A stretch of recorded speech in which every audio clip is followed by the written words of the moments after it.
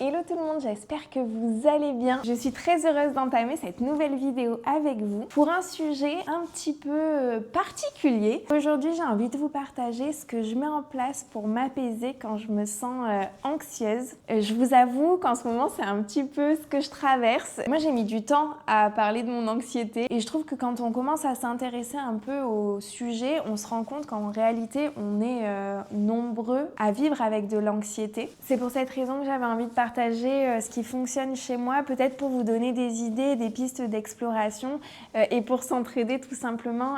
Ce que je vais vous partager ici, ce sont des choses que je suis allée glaner ici et là. Moi, j'adore les podcasts et les vidéos YouTube, forcément.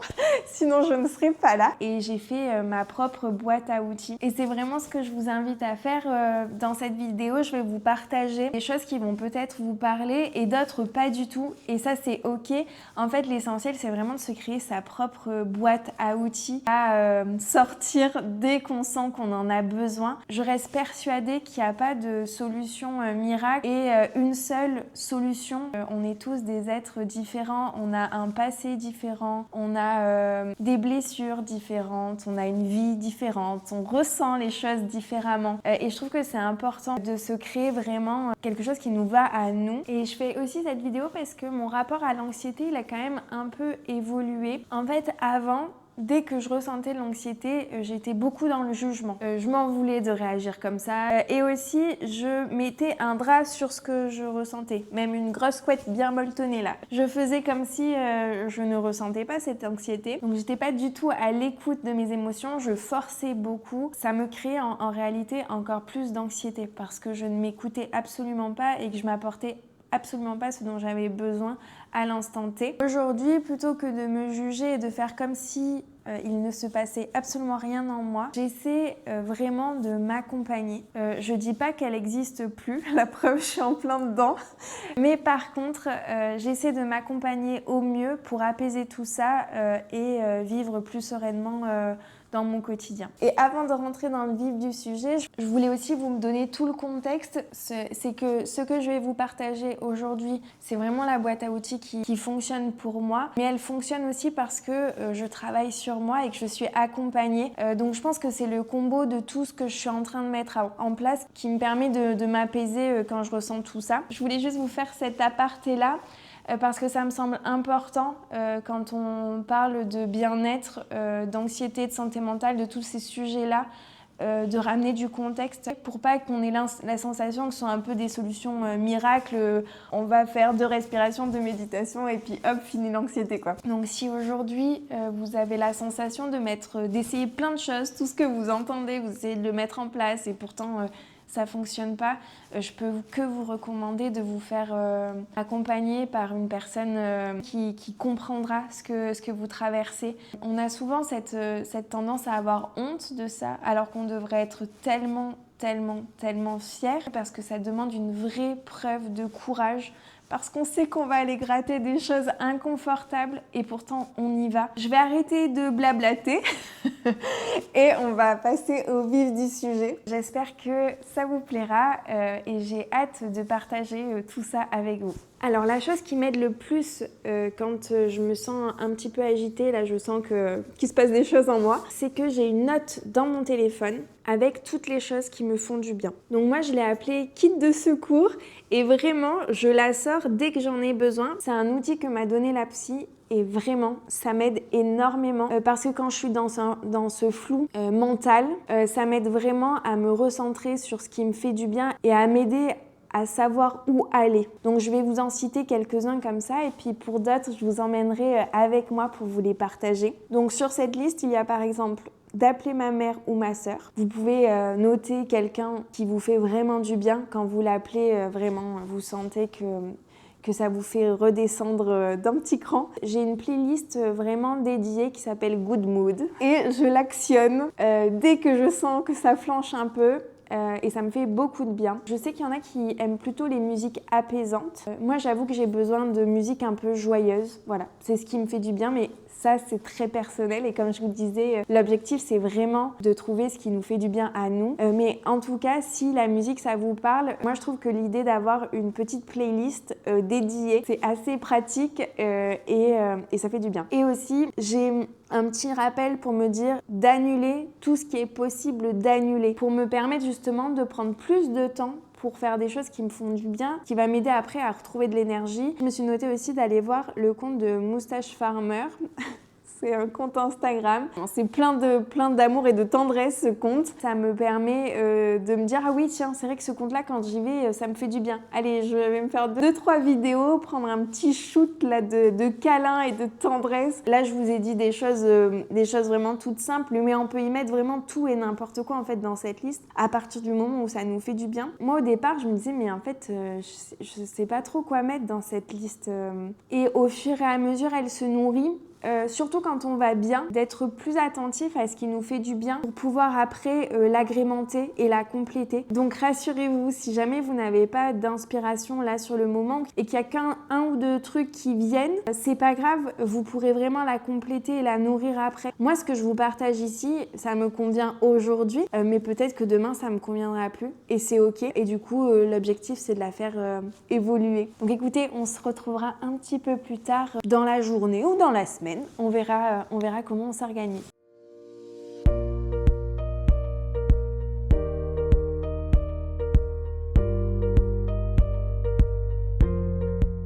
Alors je viens de terminer de manger et là je suis sortie marcher un petit peu et souvent quand je me sens anxieuse j'ai tout sauf envie de sortir. Généralement j'ai envie de rester à la maison et pourtant ça me fait toujours un bien fou. Donc c'est pour ça que le principe de la liste, je trouve ça génial. Ça me le rappelle. Ok, t'as pas envie de sortir, mais ça va te faire du bien. Donc sors. Du coup, je choisis des endroits où il n'y a pas trop de monde parce que j'ai pas envie d'avoir l'agitation de la ville quand je me sens comme ça. Et aujourd'hui, on a un temps de printemps, je dirais. Il fait vraiment très beau. Et là, de sentir le soleil et tout sur mon visage, ça fait trop du bien.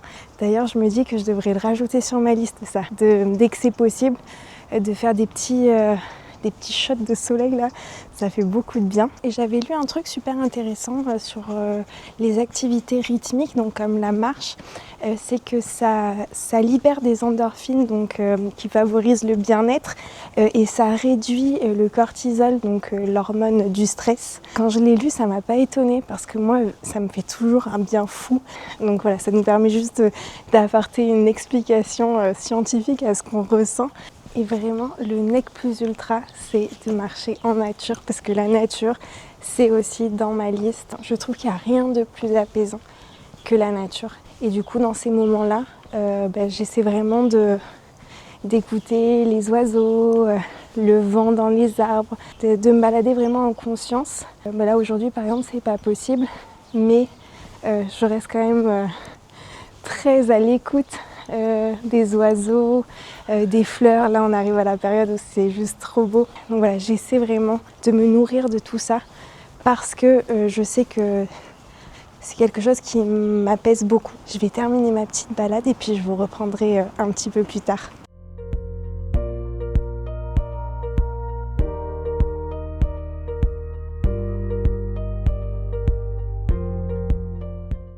Je vous retrouve dans le bureau parce que ce soir on est invité et avant de partir j'avais envie d'écrire un petit peu dans mon journal et donc ça c'est une chose qui est aussi sur ma liste. Je suis pas du tout assidue, j'ai essayé de l'être à un moment parce que c'était un peu ce qui était conseillé entre guillemets. Du coup j'ai essayé de me tenir à une écriture quotidienne ou hebdomadaire, mais pour moi c'était une contrainte. Et là vraiment, moi personnellement, ce qui me fait du bien, c'est d'écrire quand j'ai envie.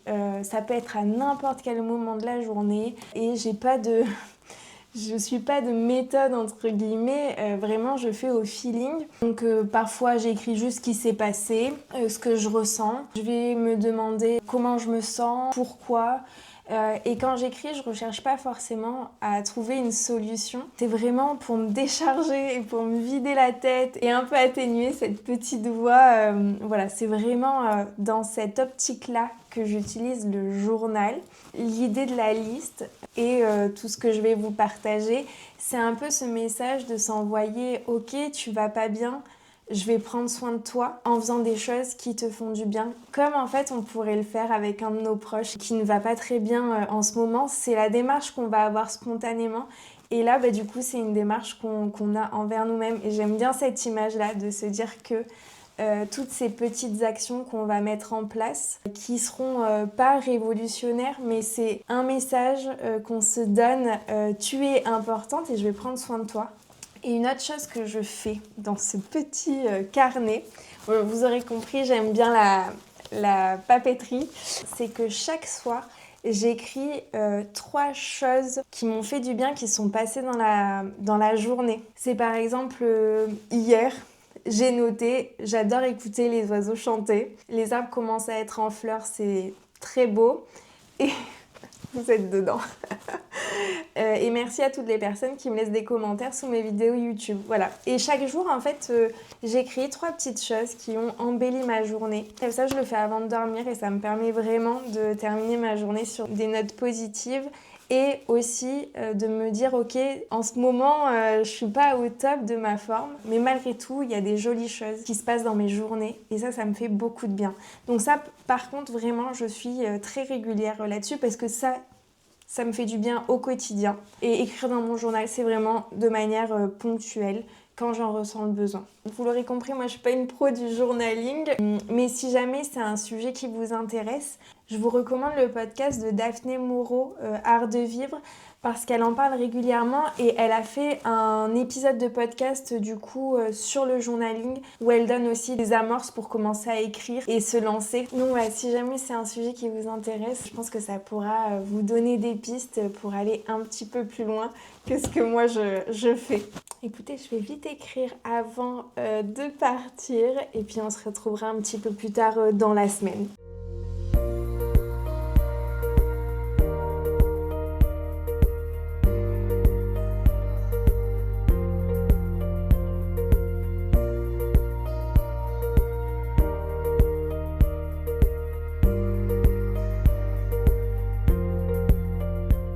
Je sais pas si vous entendez mon chat ronfler. Ça aussi, c'est anti-anxiété. Une des choses qui me fait du bien quand je me sens anxieuse, c'est la relaxation. Et il y a 3 choses sur ma liste qui est dans cet esprit-là. C'est la respiration. J'aime bien la respiration carrée. Je le fais au yoga. Du coup, de temps en temps, je le fais pour essayer un peu de m'apaiser. Donc en fait, on compte sur 4 temps. On inspire. Donc 1, 2, 3, 4. On bloque pendant 4 temps et ensuite on souffle pendant 4 temps et on coupe ensuite aussi pendant 4 temps et on reprend et on fait des cycles comme ça. Et aussi la méditation. Alors moi c'est que de la méditation guidée, je vous en avais déjà parlé. J'en fais le matin dans mon lit, je fais toujours entre 5 et 10 minutes. Mais dans ces périodes-là, j'essaie de le faire plus régulièrement. Et je vais toujours chercher des méditations qui sont en lien avec l'anxiété. Donc, généralement, je tape méditation anxiété et je fais ce qu'on me propose. Et souvent, j'ai remarqué que c'est des scans corporels. Et moi, ça fonctionne plutôt bien. Et j'ai testé aussi quelque chose qui m'a beaucoup plu. C'est de la méditation, je crois que ça s'appelle méditation active. Et en fait, c'est des méditations guidées pendant qu'on marche. Et vraiment, j'ai adoré parce que ça nous invite à écouter les bruits autour de nous. Ensuite, ça nous invite à être plus réceptif à ce qu'on est en train de ressentir, le vent sur notre peau, le soleil, etc. Et j'ai trouvé ça vraiment très sympa, si jamais ça vous parle. Et moi, j'utilise du coup l'application Calm, mais c'est une application payante. Par contre, j'ai découvert une nouvelle chaîne YouTube que j'adore, ça s'appelle La Botanique du Cœur. Et c'est une psy en fait qui propose des méditations, des séances d'hypnose, des pistes de réflexion et des outils à tester. Et vraiment, c'est une super chaîne. Donc voilà, si jamais vous voulez aller la découvrir, j'ai vraiment beaucoup aimé. Et notamment, elle a des méditations autour de l'anxiété. Et la 3e chose qu'il y a sur ma liste en lien avec la relaxation, c'est le yoga. J'en fais une fois par semaine en cours. Je fais du yoga vinyasa. Donc c'est du yoga plutôt dynamique qui enchaîne les mouvements. Mais c'est vrai que pendant ces périodes où je me sens plus agitée, j'avoue que j'adore intégrer dans mon quotidien un petit peu plus de yoga doux. Et pour ça, j'adore la chaîne Delphine Marie Yoga.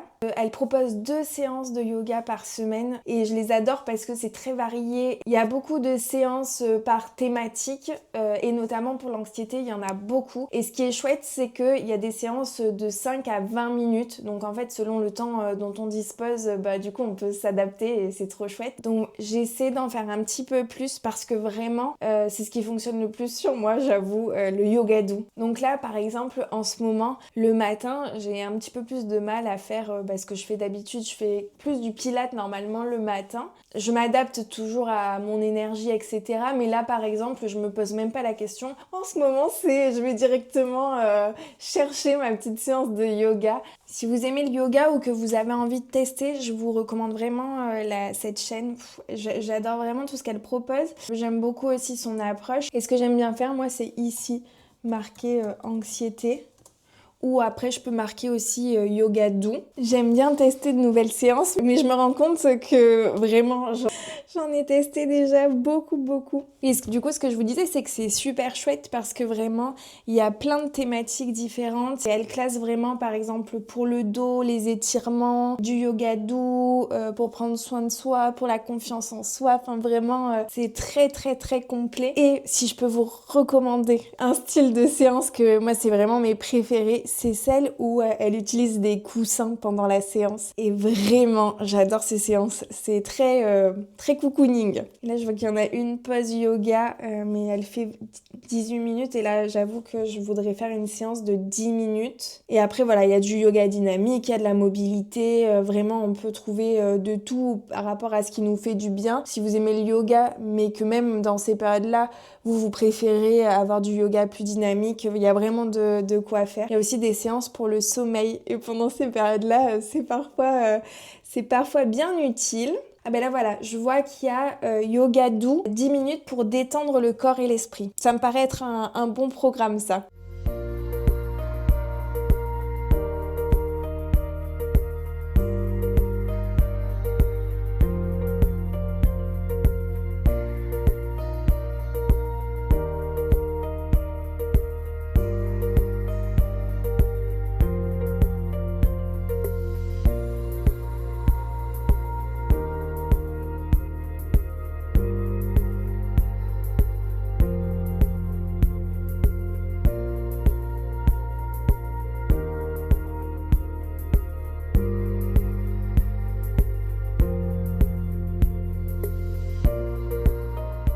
Une autre chose que j'ai notée sur ma liste, c'est faire des gâteaux, cuisiner pour mes proches. Et ça tombe bien parce que ce soir, on est invités et du coup, j'ai proposé de ramener le dessert.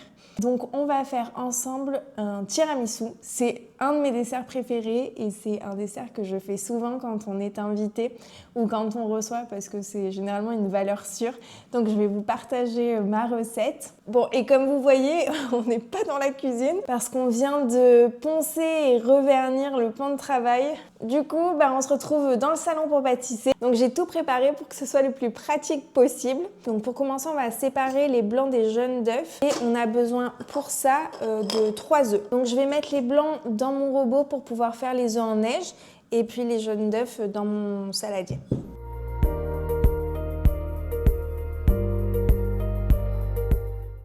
Maintenant, on va mélanger les jaunes d'œufs avec le sucre et le sucre, il en faut 60 grammes.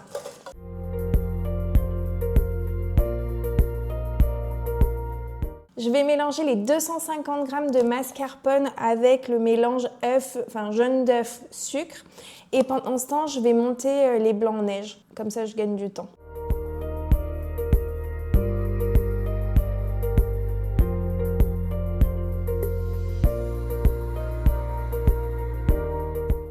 Dans mon mélange avec le mascarpone, je vais rajouter 1 cuillère à café d'extrait de vanille. Je vérifie parce que je me suis déjà trompée, j'ai déjà mis de l'amande amère. C'était très bon, mais c'était pas tout à fait ce que je recherchais.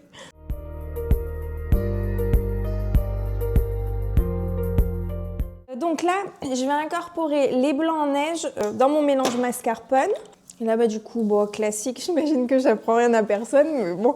Là, du coup, j'incorpore mes blancs en neige en essayant de pas trop les casser. Sachant que là, je le fais un peu tard.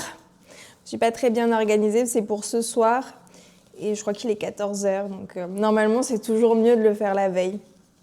C'est pas grave pour cette fois. On va se régaler quand même. C'est juste que la texture sera un peu moins réussie. Pour en revenir au sujet de la vidéo, faire des gâteaux, des biscuits, toutes sortes de choses comme ça, ça m'apaise. En fait, je suis focus sur ce que je suis en train de faire et ça me permet de moins réfléchir. Ben voilà, du coup, mon mélange est prêt et maintenant, on n'a plus qu'à assembler. C'est vraiment une recette tellement facile qu'on aime. Hop, j'ai préparé du coup mon café. Donc là, je vais tremper les biscuits et après, je mettrai une première couche de crème. Et ensuite, je remettrai des biscuits et encore une couche de crème.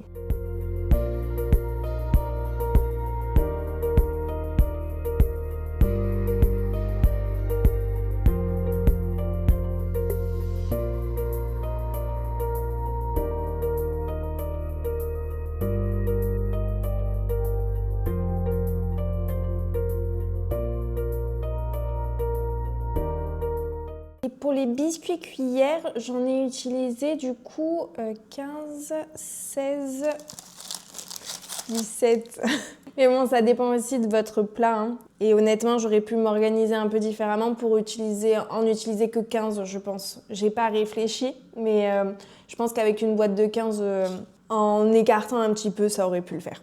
Et donc là, la recette, elle est pour 6 personnes. C'est vrai que je vous l'ai pas dit. Et en quantité de café, je vous avoue que je sais pas trop. En fait, j'ai fait sur la machine, j'ai fait une grande tasse. C'est pas super précis.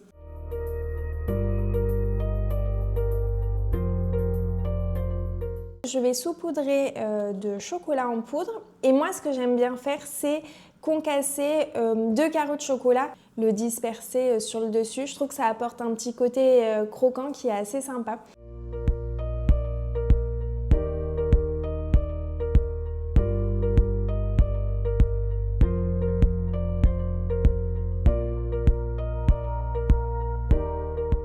Voilà, le tiramisu est prêt. Ça m'a pris, du coup j'ai le timing parfait, ça m'a pris 30 minutes en filmant. Donc normalement ça prend vraiment beaucoup moins de temps. Ce que je vous disais, c'est que j'adore préparer des choses gourmandes, mais j'adore aussi les partager avec mes proches et leur faire plaisir. Donc voilà, donc je suis très contente d'avoir préparé ce tiramisu et j'ai hâte de le goûter avec ma famille.